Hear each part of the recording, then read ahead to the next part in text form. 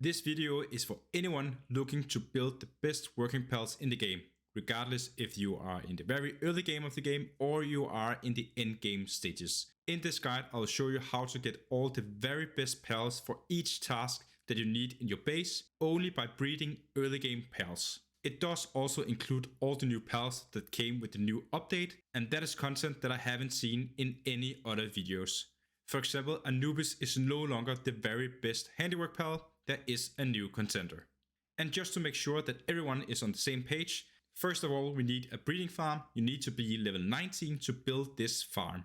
Then you need cake for breeding, and for making cake we need flour, red berries, milk, egg and honey. Flour can be crafted in a mill, which will unlock at level 15, and you do also need a plantation to get the wheat. Red berries come from a berry plantation that you unlock at level 5, and else you need milk, egg and honey, which you can obtain by putting a cow, chicken and a bee guard into the ranch. Alternatively, if you have the gold, you can visit this little town, head down the hill and speak to this guy, and he will sell you red berries, milk, egg and wheat. And with this method, your ranch only need bees, and then you only have to produce the flour. Once you have cake, put it in the little box at the breeding farm, and then you have to put in a male and a female pal into the breeding farm by throwing them into it or using the monetization that you unlock at level 15. And then you just have to let the magic happen. So before we start breeding, we have to make sure that we have captured the following early game pals. First we have Tansy, which is the little monkey that we see in the early game, and we do also find it in the early game areas. Then we have Celery, which is also found in the same kind of areas, but often more towards the beaches or the water. Then we have Mozzarina, which is also found in the early game areas just around here. Then we have Pangolins, which is found in the same areas as before around the water.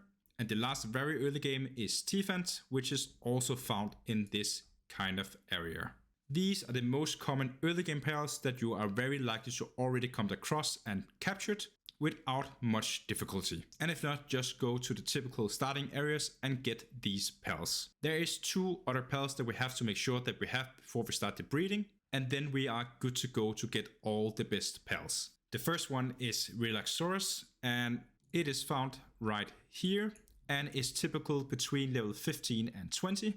And the very last pal is Cinema, which is found close by the early game area as well. There is tons of them and they're usually level 18 to 20.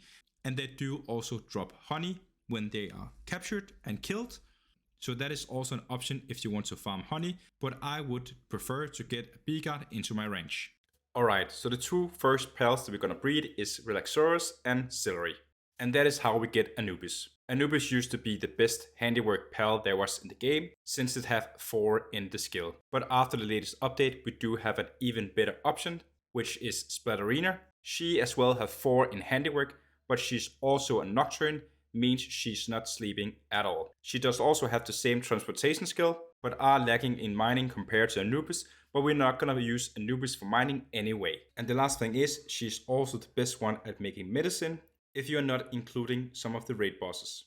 And when it comes to food, Anubis is eating 3 times as much as Splatterina. Next we're gonna breed Anubis with Tansy, so we are getting Mozzarina, and then we're gonna take that Mozzarina and breed with Anubis. And here we're getting Greyhound. Greyhound is an early game pal that you can mount. It also has double jump, it's small so it's really good for dungeons. So are you in a situation where you need a ground pound early in the game, this is a good option. Meanwhile you're running around on your Greyhound, you have to breed Relaxaurus and Cinemath, and then you're getting Ragnarok. This is a perfect early and mid-game pal for fire, and it's also a pal that you can mount.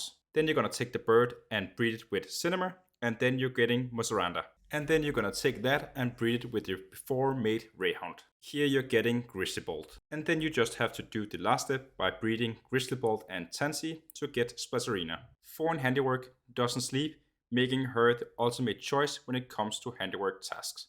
Now we're looking for the best gathering pal, and here we're gonna breed Tansy with Greyhound, and this will give us Verdash.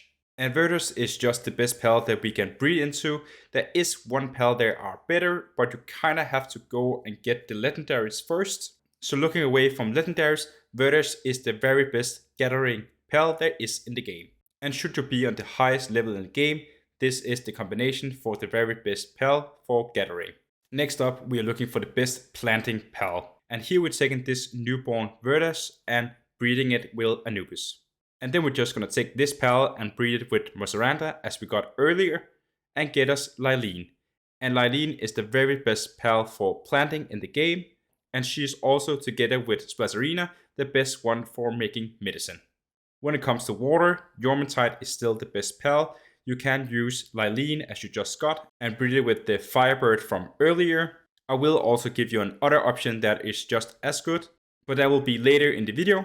And for now, we're going to go on with Electricity. This guy is still one of the best ones for Electricity, and here you just have to breed Grizzlyball with Relaxaurus. But a new and just as good option could be going for this guy, and here you will take your Jormuntide and breed with Cinemath. And the last option is this guy. It does only have 3 in the skill, but it is a Nocturne, means it is working by night. And I think that is one of the things that you should prioritize, especially with the books where you can make your pals get even more points in their skills. Take Grizzlyball and breed it with Lylene to get Beacon, and use Lylene once again to get the second to last step, and just breed these 2 guys to get our final Nocturne Electricity pal.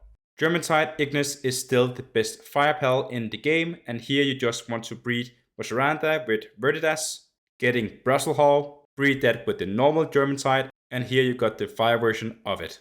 When it comes to chopping wood, we have a new guy on top, and here we're gonna breed Tiefend and Pinklet to get this guy, and this is also one of the guys that you can use for as a glider, which is really nice in the early game. Take that and breed it with Mozaranda to get this deer, and once again breed your glider with this deer and get a Terra version of it. Hold that cool deer and then breed Relaxaurus and Splasarina to get Gildane, and then you're gonna breed these 2 guys to get your final wood chopping master.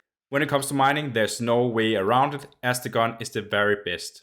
Get Grizzlyball and breed it with your Electricity pal, and then you have Astagon, the very best miner in the game, and also Nocturne, means mining by night as well. Second to last, our very best transporting pal, and here we're gonna breed Relaxaurus with Lylene to getting this huge guy. He is the very best to transport in the game, so I'm looking for a pal that should carry all the stuff into your chest. This guy is the right one for you. In the very end, we don't really need it, but you could pick any of the Frost pals, but the one that have the highest one in its skills gonna be this one, where you take Gildane and breed it with your glider to get Loop Moon, and then you take Gildane again with Jormuntide to get Sweeper, and then you're gonna take these 2 pals to get Loop Moon Crest.